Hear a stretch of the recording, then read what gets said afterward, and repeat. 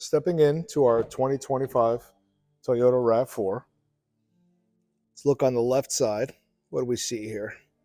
Our usual dimmer switch, automatic headlights, which likely explains the secondary sensor on the windshield. Some squiggly line that would represent the rear defroster maybe, but I'm really not sure. A steering wheel heater, very cool. Little pocket. Open the fuel door by pressing there. You can adjust the steering wheel by pulling down on that lever. Now, let's step in.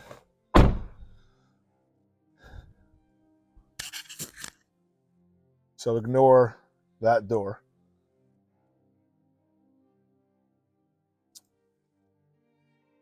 Let's look around at our cockpit.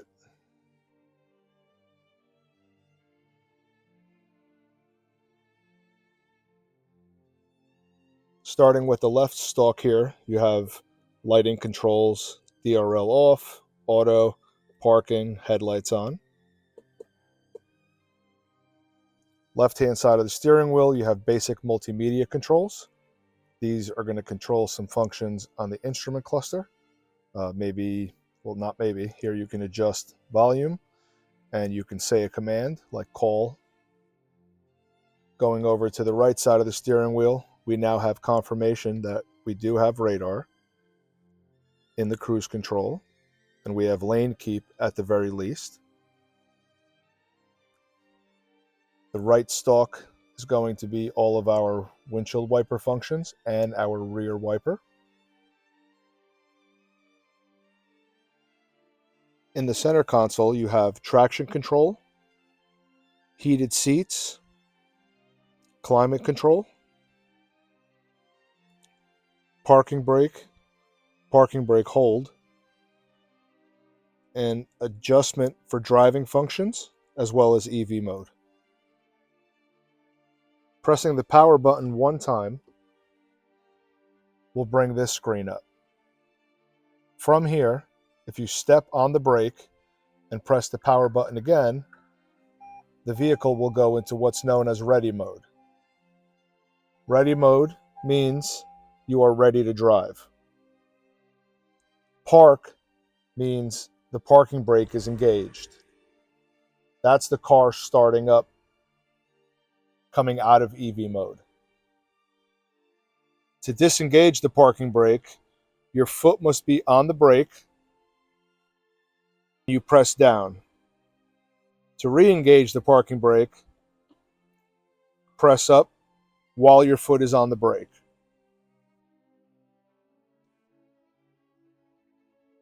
Pressing the power button turns the car off completely again. Now we're going to press the power button 2 times to see what the boot up sequence is like on this vehicle. 1, 2.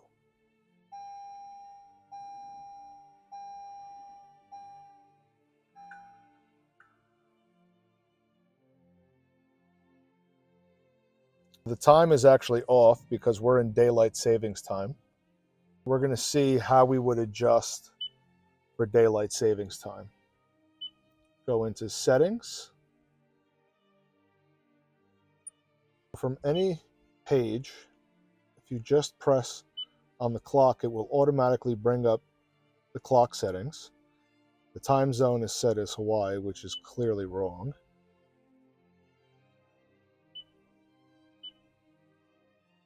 The time is actually wrong, and we're in daylight savings time. Setting the time automatically will use a GPS signal to set the time, or it'll take it from when it syncs with your phone. Daylight savings will help adjust otherwise. For now, we're going to set the time manually, as it is 12:38 locally.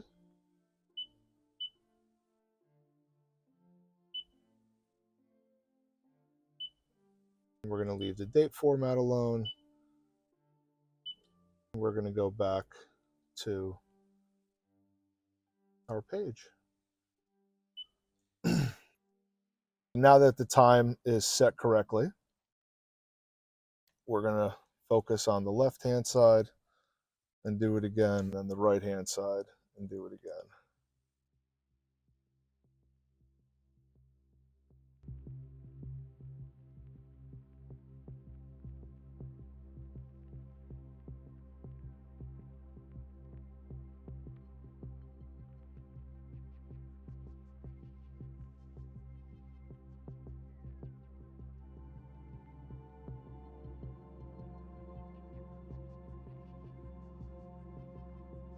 Now the center.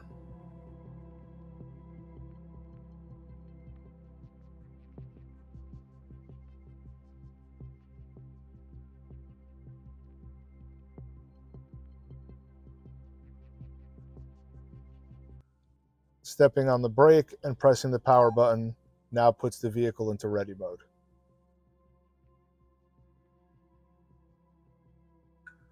It seems like one of the differences between this 2.5 version and the 3.0, or maybe even the 2.5 plus, is the customization available here. There is no customization that I can see that relates to ADAS here, where in the Lexus with Toyota Sense 3, it was very visible, and there were a plethora of options to adjust. There's also nothing in here.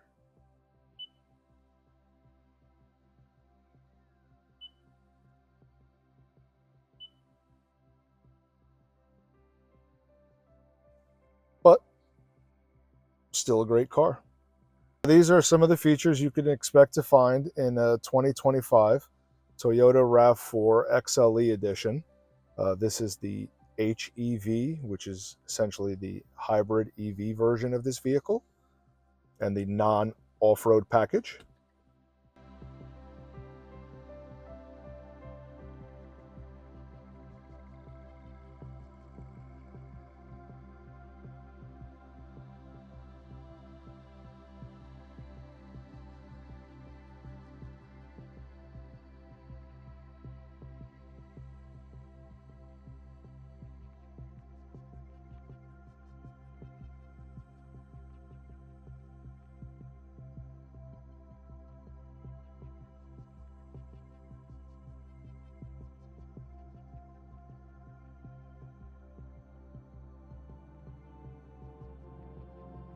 This concludes our test session with the 2025 Toyota RAV4. We got to see how the 7-step box performs even on new vehicles today, how it helps you line up targets, and ultimately perform the job exactly as the manufacturers wanted to in terms of accuracy. Our process and our systems give you repeatability, and we look forward to your comments below. Closing out, we think that this is how you can make the best use of your time.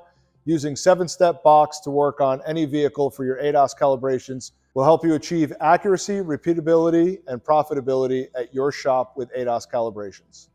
Thank you, everybody.